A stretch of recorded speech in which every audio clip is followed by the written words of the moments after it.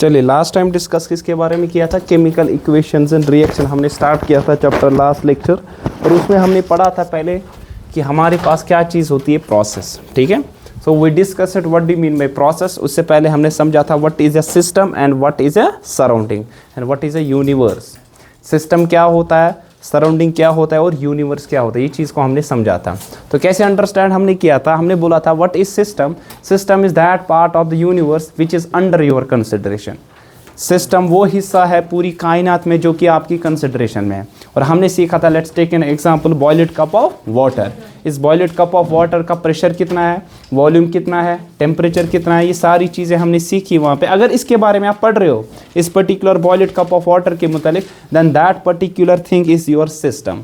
Excluding that system, that all, जो भी आपके पास यूनिवर्स में बच जाता है वो सारी चीज़ें आपके पास क्या आ जाएगी, सराउंडिंग आ जाएगी। ठीक है, बात आई समझ। या और एक चीज़ आपके पास, मान लीजिए मैं इस क्लास के बारे में पढ़ रहा हूँ, यहाँ पे इस क्लासरूम के बारे में, यहाँ टेम्परेचर प्रेशर कितना है, ठीक है ना, जो भी इंफॉर्मेशन इसी के रिगार्डिंग में पढ़ रहा हूँ, ये मेरे लिए क्या बनेगा सर, सिस्टम। इसके बगैर जो भी चीज़ पूरी कायनात में, उसको हम क्या कहेंगे सर, सराउंडिंग। अब सिस्टम और सराउंडिंग आपस में क्या करेंगे sir, interact. Not make noise. System और सराउंडिंग आपस में क्या करेंगे सर, इंटरेक्ट। इंटरेक्ट के माने क्या है, आपके पास है कुछ समथिंग एक्सचेंज होगा। सर क्या एक्सचेंज हो सकता है, इट मे बी एनर्जी, है ना sir, it may be energy, likewise heat energy, system से सराउंडिंग या सराउंडिंग से सिस्टम। सपोज आपके पास यहाँ पे अंदर थोड़ी गर्मी है लेकिन बाहर क्या है सर, सर्दी। अगर मैं दरवाज़ा खुला रखूँ, what will happen, the energy will flow, heat energy will flow from higher temperature to lower, यहाँ से उधर जाएगी, तो हो गया ना एक्सचेंज। दूसरा आपके पास ऐसा हो सकता है मैटर, लाइकवाइज वाटर वेपर्स। अगर बॉइल्ड कप ऑफ वाटर आपके पास होगा तो वेपर्स कहाँ जाएंगे, एटमॉस्फेयर में। तो आपके पास जो वेपर्स हैं उनका कुछ वजन होगा ना, वाटर वेपर्स। तो विद टाइम अगर आपके पास मान लीजिए 10 लीटर पानी है, विद टाइम 2 दिन 3 दिन के बाद अगर आप देखोगे, अगर बॉईल करते जाओगे, ये सारा इवोपरेट होगा कि नहीं, वेपराइज होकर अल्टीमेटली आपके पास वॉल्यूम कम होता जाएगा। तो मतलब कि मास भी यहाँ पे आपके पास एक्सचेंज हो सकता है। आई बात किस किस के दरमियान, सिस्टम और सराउंडिंग। ये सिर्फ सिस्टम ही नहीं देगा सराउंडिंग भी दे सकता है सिस्टम को। आई बात मेरी समझ, ठीक। फिर हमने बोला अब एक सिस्टम की स्टेट को डिटरमाइन करने के लिए, किस हालत में है, उसके लिए हमारे पास कुछ वेरिएबल्स है। वेरिएबल्स मतलब जो कि चेंज हो जाएंगे, जिसकी वजह से आप state of the system determine करोगे। उनको हम क्या कहते हैं sir, we call those as state variables. क्या क्या हमारे पास स्टेट वेरिएबल है, like pressure, volume, temperature, number of moles. 9th class में पढ़ा है number of moles, mole concept में, ठीक है। कुछ भी चीज़ जो कि सिस्टम को डिफाइन करेगा। लाइकवाइज अगर मैं सिस्टम हूँ, सपोज डिपेंड करता है किस मैनर में। सपोज अगर मैं सिस्टम हूँ, मतलब अगर आप पढ़ाई के मामले में देखोगे, सर आपकी हैंड राइटिंग कैसी है, आपका बोल चाल कैसा है, ठीक है ना, आपकी इन डेप्थ नॉलेज कितनी है, मतलब ये आपके पास वेरिएबल्स है जो कि आप देखोगे। जस्ट लाइक फीडबैक होता है, टीचर का फीडबैक, मतलब टीचर का मतलब ये क्या कहते हैं, इसका मोरल कैसा है, टीचर का मतलब उस सब्जेक्ट पे होल्ड कितना है, मतलब ये कुछ चीज़ें आपके, डिसिप्लिन कैसा है, बच्चों के साथ इंटरेक्शन कैसी है, डिलीवरेंस पावर कैसा है। तो मेरे लिए ये सारे वेरिएबल्स आ जाएंगे जो कि मुझे डिटरमाइन करेंगे। आपको बात आई समझ। इन द सेम वे किसी चीज़ के लिए भी, अब यहाँ पे मैंने बताया pressure, volume, temperature, heat, amount of substance, कुछ भी आपके पास स्टेट वेरिएबल। अगर कोई ना कोई स्टेट वेरिएबल एक या एक से ज़्यादा ये चेंज हो रहे, then we say that a process has been occurred. अगर एक या एक से ज़्यादा ये वेरिएबल जो है ना, स्टेट वेरिएबल्स, ये चेंज हो गए एक सिस्टम में, then we say that process has been occurred. Likewise this, suppose आपके पास ये मान लीजिए गिलास टम्बलर है, इसमें कुछ पानी या कुछ भी चीज़, ये सिस्टम एक है, इसका pressure P1, volume V1, temperature T1। अब कुछ हुआ, ये कुछ जो हुआ ना, दैट इज दिस प्रोसेस, जिसकी वजह से कोई ना कोई स्टेट वेरिएबल क्या हो गया सर, चेंज। क्या चेंज हुआ, P1 से P2 प्रेशर, V1 से V2 वॉल्यूम, टेम्परेचर क्या रहा सेम। कम से कम एक क्या होना चाहिए, चेंज। अगर चेंज नहीं होगा, क्या प्रोसेस हुई होगी, नहीं हुई होगी। प्रोसेस का दूसरा नाम क्या है हमारे पास, चेंज भी आपके पास है। इज दैट अंडरस्टूड, ठीक है। नेक्स्ट आपके पास यहाँ पे चेंज जो मैंने बता दिया, या ये जो प्रोसेस आपके पास है, ये दो तरीके से हो सकते हैं, फिजिकल, दूसरा केमिकल। या तो फिजिकल हो सकती है या तो आपके पास केमिकल हो सकती है। फिजिकल भी मैंने आपको समझा दिया था, अगर आपको याद होगा, दूसरा केमिकल भी। What do mean by physical change, हमने समझा था फिजिकल चेंज वो चेंज होते हैं आपके पास जहां पे स्टेट चेंज होगी, किसकी, substance, without changing chemical composition. For example, पानी का solid form that is the ice, उसका चेंज होना liquid form that is the water, उसका चेंज होना किस में, वेपर फॉर्म है, वाटर वेपर जिन्हें हम कहते हैं, ठीक है, गैसेस फॉर्म है। अब आपके पास अगर देखा जाएगा, हर किसी में हमेशा एक ऑक्सीजन एटम के साथ कितने हाइड्रोजन एटम जुड़े हो गए? 2। साइमल्टेनियसली एक ऑक्सीजन एटम के साथ 2 हाइड्रोजन एटम्स क्या हो गए? बॉन्डेड हो गए। बात आई मेरे समझ? क्या अगर आपका लिक्विड फॉर्म हो या गैसेस फॉर्म ये चेंज होगा? नहीं सर, ये केमिकल कंपोजिशन क्या होने वाले सर? सेम रहने वाली है। सो बॉन्ड जो आपके पास ना older bonds that will retain, आपके पास जो ओल्डर बॉन्ड्स है ना यहाँ पे ये सारे रिटेन हो जाएंगे, ये आपके पास टूटेंगे नहीं। जो केमिकल कंपोजिशन है वो सेम ही रहने वाले, जस्ट इनकी आप क्या होगी सर? प्रॉपर्टीज किसके हिसाब से? स्टेट के हिसाब से change. Such process is called which process? Physical process. जिस तरह आपने देखा H2O सॉलिड, आइस जो है हीट करोगे H2O लिक्विड, हीट करोगे क्या बनेगा? H2O गैसेस फॉर्म में बनेगा। फिर वापस कूल करोगे तो वापस आपके पास लिक्विड या वापस आपके पास सॉलिड फॉर्म में बनेगा। इस प्रोसेस को हम क्या कहते हैं sir? We call this as physics. जिस तरह dry ice solid form of carbon dioxide, आपने देखा फायर एक्सटिंग्विशर्स, फायर एक्सटिंग्विशर्स होते हैं ना हमारे पास, उनमें क्या होता है? एक्चुअली यही ड्राई आइस प्रेजेंट होता है। फिर जब हम नॉब को खोलते हैं प्रेशर क्या होता है? रिलीज। ये कार्बन डाइऑक्साइड जो सॉलिड फॉर्म में था ना ड्राई आइस, ये कन्वर्ट किस में होता है सर? गैसेस। फिर वही वो ब्लैंकेट आके ऊपर बनता है जो कि इसको ऑक्सीजन के कांटेक्ट में नहीं आने देता है, कंबशन नहीं होगी, आग नहीं लग जाएगी, आग बुझ जाएगी। आई बात मेरे समझ? तो this process is also which process? It is a physical process. लेकिन हमारे पास और एक प्रोसेस है या और एक चेंज है जिसको हम क्या कहते हैं? Chemical change. What type of change is this? Chemical change is that type of change जहां पे केमिकल कंपोजिशंस क्या हो गए sir? Change. Older bonds are broken, new bonds are formed. जो पुराने बॉन्ड्स है ना, पुराने बॉन्ड्स का मतलब आपके पास ये है जिस भी कनस्चुएंट से बना होगा, कनस्चुएंट्स का मतलब है बिल्डिंग, जो आपके पास ब्लॉक्स है ना यहाँ पे जिससे ये बना है, उनके दरमियान जो इंटरेक्शन थी ना पुरानी, ये अब टूट जाएगी, अब नई इंटरेक्शन बनेगी। आपको बात आ रही मेरी समझ? जस्ट लाइक यू हैव मान लीजिए family A and family B, जब मैरिज होती है फैमिली ए और फैमिली बी के दरमियान अब इंटरेक्शन नहीं बनती है। पहली पुरानी होती है family A with in the members के साथ, family be with in the members के साथ, अब नई इंटरेक्शन बनती है, मेल जोल अलग होता है। ठीक है, that's new type of substance, something is formed there. I बात मेरी समझ? इन द सेम वे आपके पास यहाँ पे ये भी होता है कि केमिकल चेंज में नया सबस्टेंस बनता है।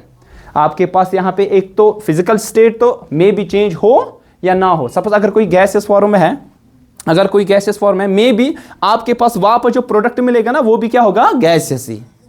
फिजिकल चेंज आपके पास हो सकती है या नहीं भी हो सकती है, लेकिन केमिकल चेंज तो जरूरी होगी। अगर आपके पास केमिकल प्रोसेस या केमिकल चेंज होने वाला नया सबस्टेंस बनेगा, क्योंकि ओल्डर बॉन्ड्स तो टूटेंगे और नए बॉन्ड्स आपके पास बनेंगे। कम इन। वालेकुम अस्सलाम। चलिए नेक्स्ट आपके पास यहाँ पे मैंने एग्जांपल दी, जिस तरह मैंने बता दिया। देखिए sir, H2 gases, N2 gases, it gives NH3 gases. What is this process? This process is a particular process, इसको हम कहते हैं हेबर्स प्रोसेस। क्या कहते हैं? हेबर्स, HABERS, हेबर्स या हेबर्स जो भी आप कहो process. So what kind of process is this? Sir Haber's process that type of process in which, जिसकी वजह से हम बनाते हैं अमोनिया को। किसको sir? Ammonia. This is NH3 is ammonia. अब इसका नाम है, इस प्रोसेस से हम करते हैं। ठीक है ना सर? आप कोई भी एग्जांपल ले सकते हैं, सिर्फ यही नहीं आप ले सकते हैं, कोई भी एग्जांपल आप यहाँ पे ले सकते हैं। अब ये पर्टिकुलर प्रोसेस हमारे पास है, इस प्रोसेस को हम क्या कहते हैं? We call this particular process as which process? Haber's process कहते हैं। ठीक है, नाउ टेल मी कि जो हमारे पास ये हेबर्स प्रोसेस में यहाँ पे क्या हो रहा है? H2 मिल रहा है किसके साथ? N2, और क्या बन रहा है? NH3। अब ध्यान रख लीजिए पूरा, H2 में हाइड्रोजन और हाइड्रोजन बॉन्डेड है सिंगल बॉन्ड से। आने वाले वक्त में पढ़ेंगे, आपने तो कम से कम पढ़ा है ना 9th क्लास में, वो बॉन्ड्स कैसे, आयनिक बॉन्ड, जिस तरह मैंने बोला कोवेलेंट बॉन्ड, ये तो 9th में पढ़ा होगा। आगे आने वाले वक्त में भी सीखेंगे जब हम ये पढ़ेंगे किसके बारे में? Carbon and its compound. वहाँ पे हमें पढ़ना है इलेक्ट्रॉन डॉट स्ट्रक्चर, ये कैसे होता है। ठीक है, इलेक्ट्रॉनिक कन्फिगरेशन जिसको आती होगी 9th क्लास की, उसको अच्छे से आ जाएगा कैसे बॉन्ड्स बनते हैं। अब ध्यान रख लीजिए, हाइड्रोजन और हाइड्रोजन बॉन्डेड है, ये इंटरेक्शन इनके दरमियान। नाइट्रोजन नाइट्रोजन बॉन्ड, ये ट्रिपल बॉन्ड से होता है, ये सिंगल बॉन्ड से। अब ये इंटरेक्शन टूट जाती है और नई इंटरेक्शन नाइट्रोजन और हाइड्रोजन के दरमियान बन जाती है। देखिए, nitrogen is simultaneously bonded with 3 hydrogen atoms. यहाँ पे नाइट्रोजन 3 हाइड्रोजन एटम्स के साथ जुड़ा हुआ है और साइमल्टेनियस एट अ टाइम, तीनों के साथ।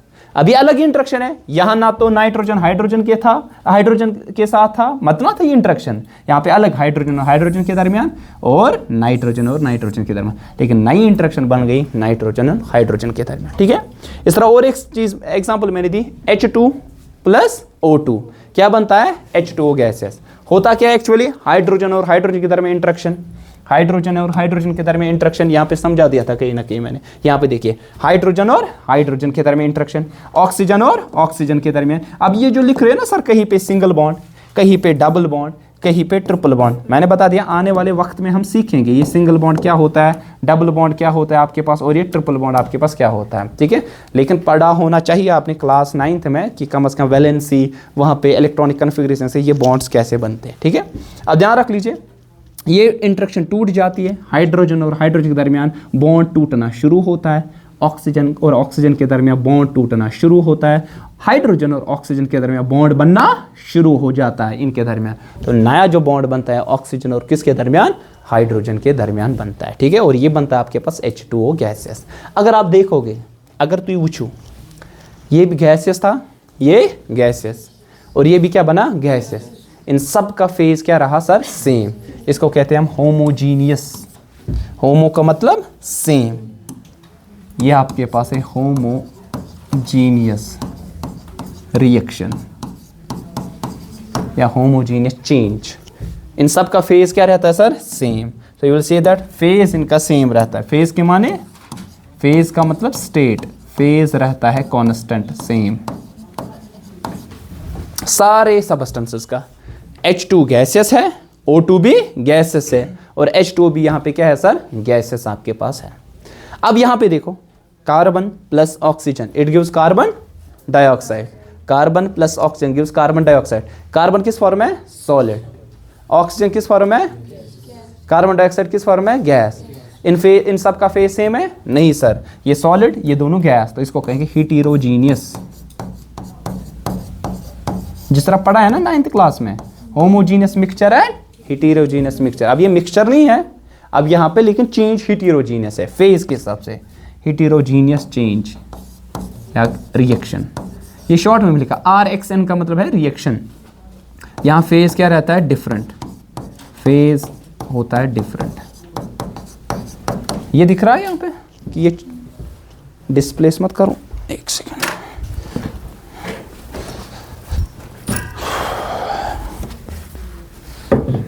इसको यहाँ पे रख देना।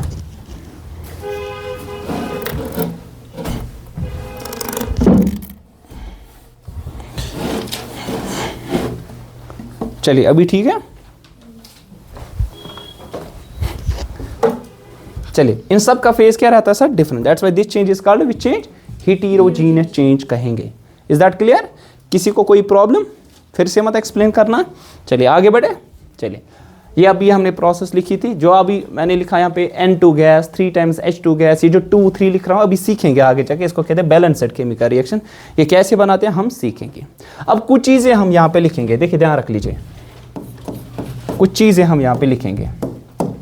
अगर मैं लिखूँ यहाँ पे ऐसे, देखिए ध्यान रख लीजिए, हाइड्रोजन गैस प्लस ऑक्सीजन, ऐसे लिखूँ, nitrogen gas, nitrogen gas, it gives sir क्या, ammonia gas, ammonia gas.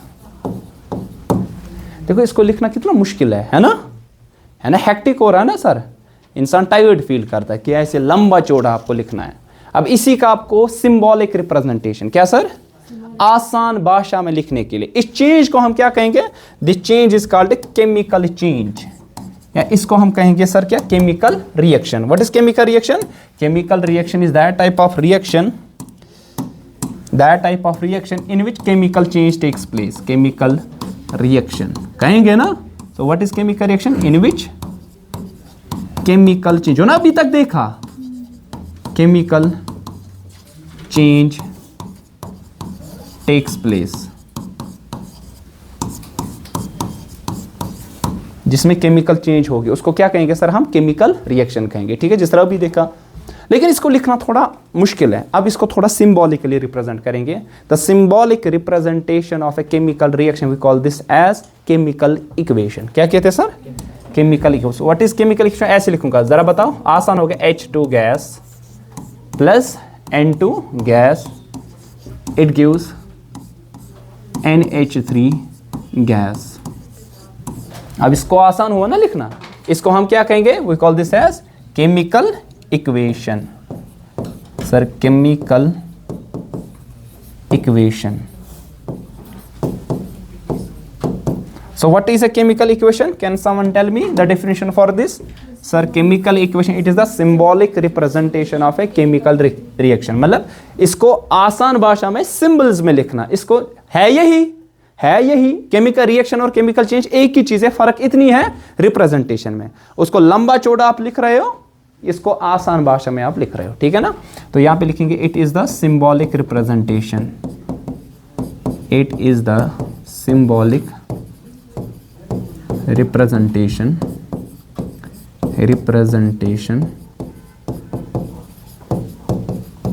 of chemical शाबाश रिएक्शन, REACT या RXN में लिखता हूँ शॉर्ट में, RXN का मतलब रिएक्शन, ठीक है. It is a symbolic representation. Understood? कोई कंफ्यूजन? क्लियर अभी तक? ठीक. चलिए अब इसकी कुछ चीज़ें, हमारे पास कुछ ना कुछ प्रॉपर्टीज़ आपके पास है. किसकी सर? केमिकल जो हमारे पास रिएक्शन है इसकी प्रॉपर्टीज़, या प्रॉपर्टीज़ के से बेहतर हम एक चीज़ लिखें कैरेक्टरिस्टिक्स. खुसूसियात क्या है? कैरेक्टरिस्टिक्स.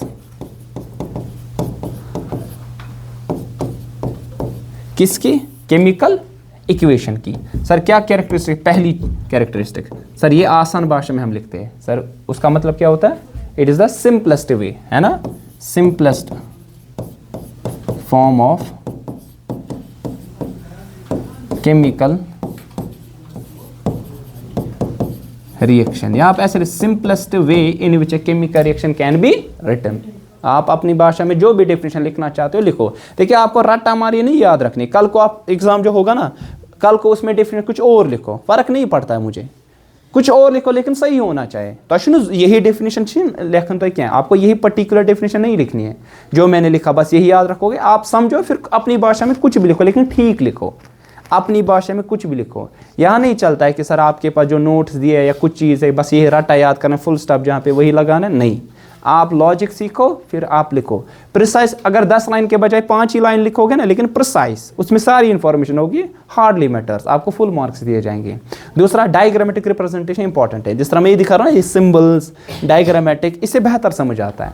देखिए देखो अगर मुझे इसको चेक करना होगा ना, इसको आसान होगा चेक करना, है ना सर, एज कम्पेयर अगर आपने लंबी चौड़ी वो थ्योरी लिखी होगी. तभी सिंबॉलिक रिप्रेजेंटेशन इंपॉर्टेंट चीज़ होता है, चाहे किसी भी फील्ड में, चाहे आप हिस्ट्री में लिखो, जियोग्राफी में लिखो, बायोलॉजी में देखो, इंग्लिश में देखो, उर्दू में, हर एक चीज़ में आपके पास वो क्या होना चाहिए, वो मेमोरी मैप आपके पास होना चाहिए. इसके बाद ऐसे थोड़ा शॉर्ट नोट सीखो लिखने के लिए. आपके पास एक लंबी कॉपी एक तो बना दोगे, दूसरी एक छोटी कॉपी जिसमें शॉर्ट नोट्स लिखो आप. शॉर्ट नोट्स का मतलब आपके पास वहाँ पे वो सारी चीज़ें लिखनी है सिंप्लीफाइड फॉर्म में, और वहाँ पे वो पर्टिकुलर चीज़ें लिखनी होती हैं जो यूजुअली आपको भूल जाती है, जो याद लगभग नहीं रहती है. सबसे आपसे मैं कह दूँ कि पहला वो इंसान, अकॉर्डिंग टू साइंस, पहला वो इंसान जिसने मून पे लैंड किया, सबको पता है, नील आर्मस्ट्रांग, है ना.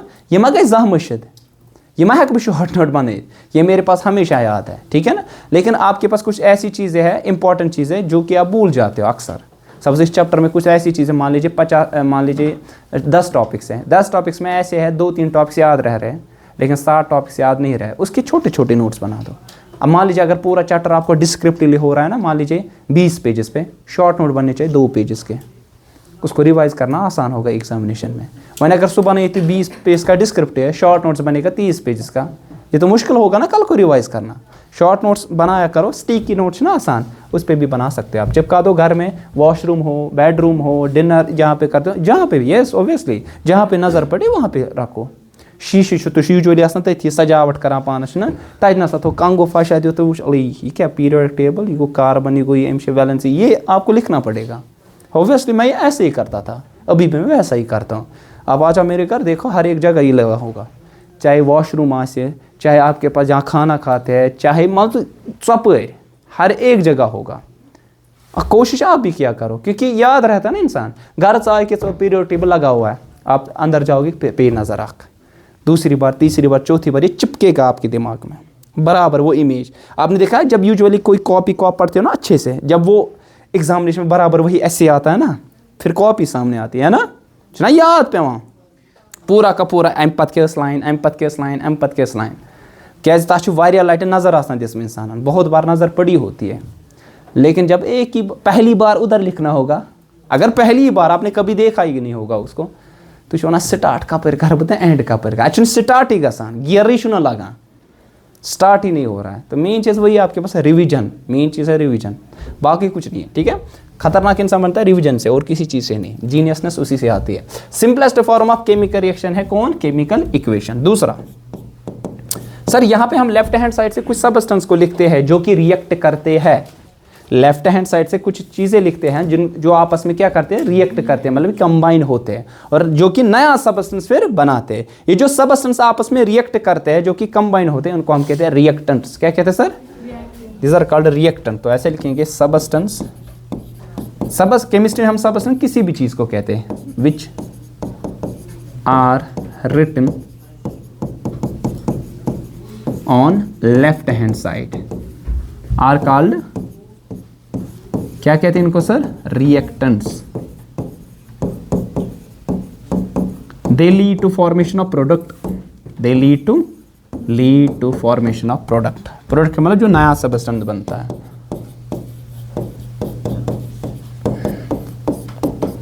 प्रोडक्ट्स के माने आपके पास है एक से ज्यादा भी हो सकते हैं। ठीक है, अच्छा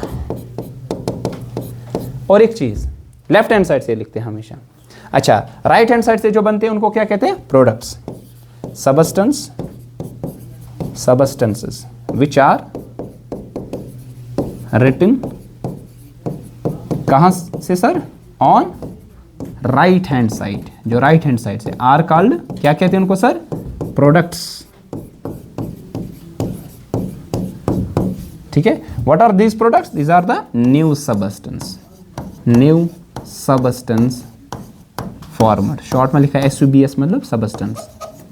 किसी को अगर कहीं पे राइटिंग समझ नहीं आते बोल सकता है। ठीक है, सो जो सबस्टेंस हमारे पास कहां से लिखते हैं आप? राइट हैंड साइड से, दाईं तरफ से, आपके दाईं तरफ से, मेरे दाईं तरफ से, तो आपके पास है वो प्रोडक्ट। लेफ्ट हैंड साइड से वो क्या होते हैं सर? रिएक्टेंट्स। और हमेशा यहाँ पे क्या होता है सर? जो रिएक्टेंट्स और एरो यहाँ पे हम डालते हैं, चाहे सिंगल हेडेड एरो या डबल हेड। यहाँ पे क्या सर मैंने डाला है? Double headed arrow. कहीं पे आप देखोगे सर ये क्या होगा सर? Single headed arrow. ये वाला ये क्या दिखाता है? It gives the direction of the reaction, reaction किस डायरेक्शन में प्रोसीड हो रही है। तो ऐसे लिखेंगे एरो जो आपके पास है, the arrow signifies the direction of किसकी सर? रिएक्शन की डायरेक्शन कौन सिग्निफाई करता है? ये जो एरो आपके पास है।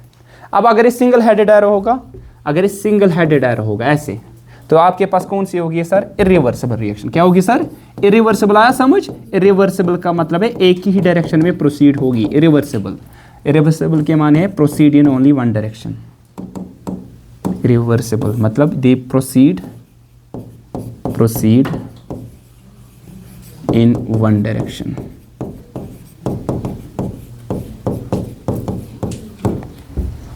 ठीक है, अगर आपके पास क्या होगा सर? कौन सी? शाबाश, सिंगल हेडेड एरो। जिस तरह यहां पे कार्बन प्लस ऑक्सीजन क्या देता है? Carbon dioxide.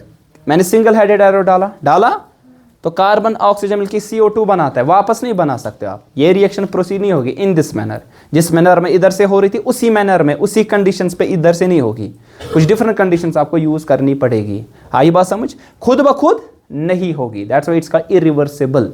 ये एक ही डायरेक्शन में इस साइड से प्रोसीड होगी आपके पास। ठीक है, मतलब कि कंसंट्रेशन जो होगी इनकी कम होती जाएगी, रिएक्टेंट्स प्रोडक्ट्स आपके पास ज्यादा बनेंगे। दूसरा आपके पास अगर डबल हेडेड एरो होगा, अगर आपके पास सर क्या होगा? Double headed arrow. चौथा फिर पांचवा, अगर आपके पास क्या होगा सर? डबल, ऐसे करके सर देखिए, आप ऐसे भी डाल सकते, कभी कभार ऐसे देखो होगा सर, ऐसे करके यार मुकल्ला, ऐसे करके कभी कभार होता है। ठीक है, so what is this? It is by direction, या इसको क्या कहते हैं sir? Reversible reaction. Reversible reaction के माने कि it proceed in both direction, proceed in both the directions they proceed in both the, दोनों डायरेक्शन में क्या करते सर, प्रोसीड करते हैं। आई बात समझ, कोई कंफ्यूजन, क्लियर। रिएक्टेंट्स मिलते हैं, प्रोडक्ट्स बनते हैं आपके पास है। अच्छा, रिवर्सिबल रिएक्शन में किसको लोगे रिएक्टेंट, किसको प्रोडक्ट, डिपेंड करता है, जहां से स्टार्ट करो वो क्या बनेंगे रिएक्टेंट, और जो बनेंगे वो प्रोडक्ट। अगर आपने इस साइड से किया, सपोज ये N2 plus H2 it gives ये वाला, ये रिएक्टेंट अगर आपने इधर से स्टार्ट किया तो ये रिएक्टेंट्स और ये क्या बनेंगे प्रोडक्ट। आप प्रश्न पूछो, ये रिएक्टेंट्स और ये आपके पास क्या हो गए सर, प्रोडक्ट्स। लेकिन अगर आपने इधर से स्टार्ट किया, ठीक है, तो आपके पास ये रिएक्टेंट्स बनेंगे, ये क्या बनेंगे product. Hardly matters for you आपके पास कौन आपके पास रिएक्टेंट है, कौन प्रोडक्ट है। हम कहेंगे वन साइड आपने स्टार्ट किया, दूसरा साइड आपके पास यहाँ पे प्रोडक्ट बनेगा। जहां से स्टार्ट करोगे रिएक्टेंट जो बनेंगे वो आपके पास क्या बनेंगे sir, those are the products. ठीक है, hope you understood, fine, clear गोवा, कोई प्रॉब्लम कंफ्यूजन मत छो बकरतिल रिपीट वे, इज दैट क्लियर। चलिए नेक्स्ट आपके पास और एक प्रॉपर्टी इनकी है, और कोई बता सकता है इसमें और क्या प्रॉपर्टी केमिकल रिएक्शन में, older bonds are broken and new bonds are formed. Very important, very very important in a chemical equation. अब मैं इक्वेशन का मतलब सिंबॉलिक रिप्रेजेंटेशन, केमिकल इक्वेशन ऐसे भी मैं लिखता हूँ, देखिए ऐसे इक्वेशन हम ऐसे भी लिखते हैं, मैं ऐसे लिखूंगा ऐसे फिर एन ऐसे करके equation. Older bonds are broken in order to form and new bonds are formed and new bonds are formed, new bonds are formed। क्यों ऐसा क्यों होता है, ऐसा क्यों होता है, in order to form या to yield का मतलब बनना प्रोडक्ट्स या न्यू सबस्टेंस। क्योंकि केमिकल इक्वेशन का मतलब ये है ना, केमिकल चेंज होगी, केमिकल रिएक्शन होगी जहाँ पे नया सबस्टेंस बनेगा। उसके लिए क्या होना चाहिए, पुराने बॉन्ड्स तोड़ने हैं, पुराने रिश्ते नाते तोड़ने हैं और नए जोड़ने हैं। छा किन ना जैसे पारोसी ना गोड़ा आज पारोसी नई दोस्त वह आपको खोर कि ब्याक दोस्त ना जुड़ो ना वाट गो पन नो प्रोडक्ट बनो अत बनो ना ट्रिपलेट, परसों ड्यूप्लेट, वह वैसे ट्रिपलेट। ठीक है, आई बात समझ। हाँ हाँ पर अच्छा आज हो क्या नो ट्रिपलेट छू back triplet your back triplet your पता नहीं क्या लेट है वारिया बोर्ड। चले आई बात समझ, क्लियर अभी तक। ठीक है, ये कुछ प्रॉपर्टीज हमारे पास किसकी है सर, केमिकल रिएक्शंस की। अच्छा, reversible reaction sorry irreversible reaction they lead to completion, they lead to completion मतलब ये कंप्लीटली खत्म। रिवर्स इरिवर्सिबल रिएक्शन, इरिवर्सिबल मतलब ये मा ये वापस कहीं, लेकिन रिवर्सिबल छुन कंप्लीशन सुन गसान, ये वापस ये जुड़ान ये बनान, ये बेहनन जुड़ित या फटान ये बनान, तो हमेशा ये चलता जाता है। ठीक है, ये कंप्लीशन की तरफ नहीं जाता। वेरी इंपॉर्टेंट, यहाँ पे लिख लीजिए आप सर क्या चीज जो हमारे पास है, irreversible reaction, irreversible reaction, irreversible reaction. दूसरी हमारे पास है रिवर्सिबल रिएक्शन। ठीक है, इरिवर्सिबल रिएक्शन शाबाश लीड टू, शाबाश लीड टू कंप्लीशन मतलब रिएक्शन कंप्लीट हो जाएगी।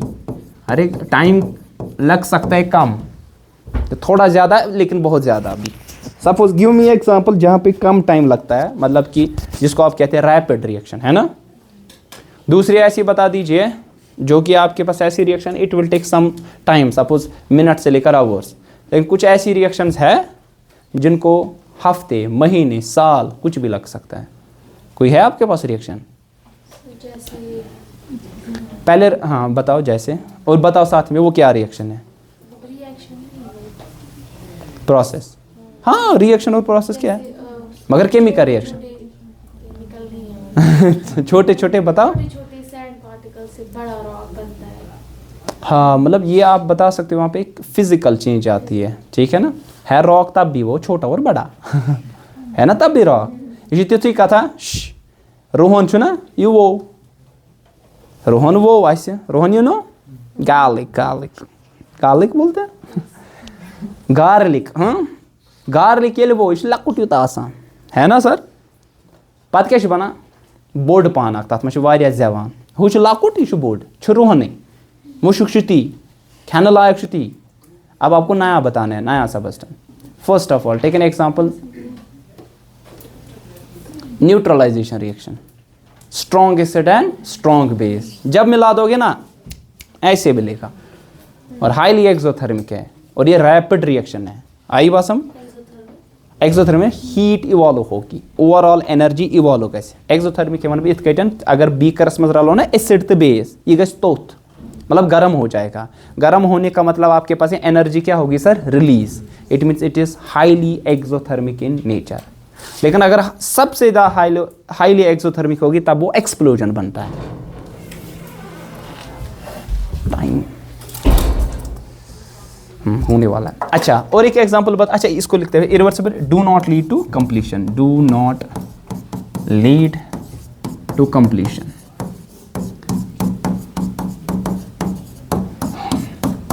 बाकी कल देखेंगे, लेकिन कुछ चीज़ें मैंने बता दी अभी। अच्छा, ये रिएक्शन कौन सी थी? रैपिड।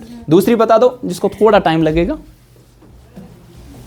जिस तरह N2 + H2 = NH3, carbon plus oxygen = CO2, कुछ सेकेंड से मिनट्स लगेंगे।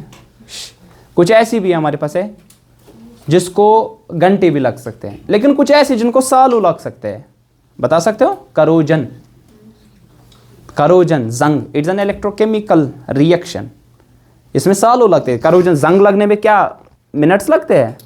इट टेक्स ईयर्स, मंथ्स, है ना सर, वीक्स, इसमें बहुत टाइम लगता है। तो ऐसी रिएक्शंस को हम क्या कहते हैं? फास्ट रिएक्शन, है ना। आपको नहीं पता रस्ट क्या होता है? Fe iron + X × H2O, it gives Fe3O4 .X × H2, जिसको हम कहते हैं रस्ट जंग, जो ब्राउनिश कलर का होता है। ठीक है, कौन सी? हाँ, है ना इरिवर्सिबल रिएक्शन, ये है ना इरिवर्सिबल रिएक्शन आपके पास। क्यों यार? जंग गसे वापस कन्वर्ट शशुरस मज क्या पॉसिबल, सो गो खत्म तो गो खत्म, पद गस ना। हाँ, तो हेकु प्रिवेंट करित, like paint, electroplating, painting, oiling, greasing, कह ना तरीके यम सती एटमॉस्फेरिक ऑक्सीजन से कंटेक्ट या वाटर से जंग चु लगना। ठीक है, आई बात समझ? आज के लिए इतना, इंशाल्लाह कल बाकी इसमें लेक्चर आगे बढ़ेंगे, और परसों आपका एग्जाम भी है ना।